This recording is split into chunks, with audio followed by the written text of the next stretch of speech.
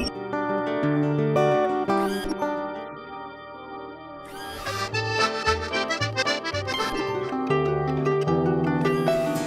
can move me.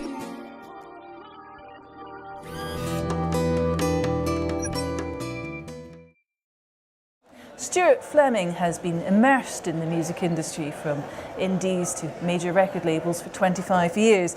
Now he's working in music licensing for PRS, and he joins me now to discuss the changing shape of our music industry. Don't look so terrified.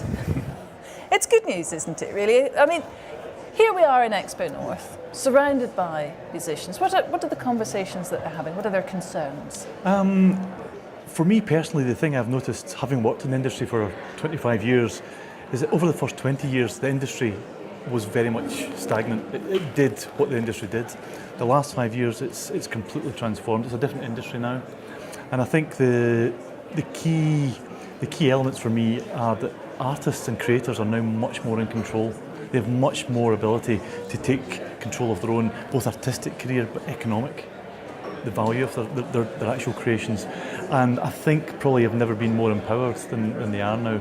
That's interesting. Are you talking about streamlining and downloading in a positive way? Yeah, I think, yeah, because okay, let's be honest. A lot of people will bemoan the royalty rates for example, streaming, and yeah, each individual stream does generate a very, very small royalty, and that's a problem which obviously organisations like ours want to continue raising over time. But in actual fact, it's the opportunities that streaming and downloading and the digital economy has given to creators of music.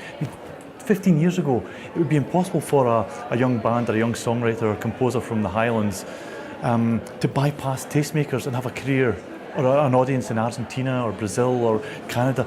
Now that's possible. You can reach audiences worldwide if you're clever, if you realise that it's not only the monetary value of, for example, the stream or the download, it's the interaction, it's the data that you can collect from those services and actually use that data to help build your audience, which might help with tour planning, might help with merchandise. It's actually giving the creators a much greater control over planning their own career. How can they make money? Is the money really in touring rather than publishing now?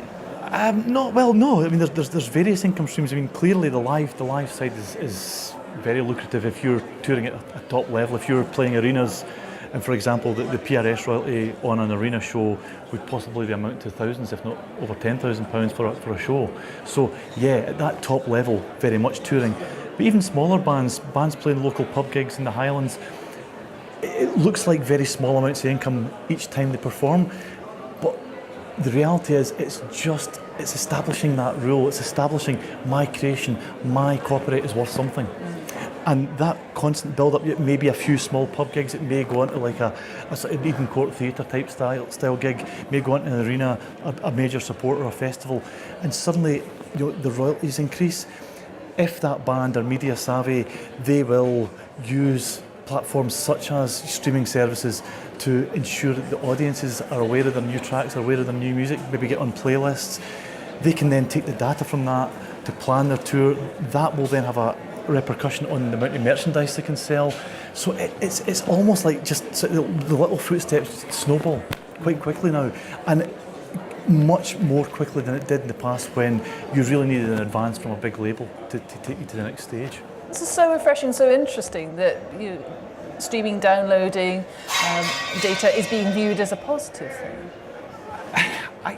I think anything which allows the people who make music, whether that's a band or a songwriter, the people who control that music, whether that be their management or a publisher, anything which allows them to get the music out to a bigger audience has to be positive. Yeah, obviously as an industry organisation, obviously as an organisation which represents songwriters, I will always want the revenue to be driven up. But there's other ways of measuring it, and it's not just revenue, it's about looking at the opportunities which those platforms give. And I think it's the digital revolution for the people who make music has just been brilliant as far as I'm concerned. Well, evangelist for the new ways. Stuart, thank you very much indeed for joining us. Thank you. Cheers.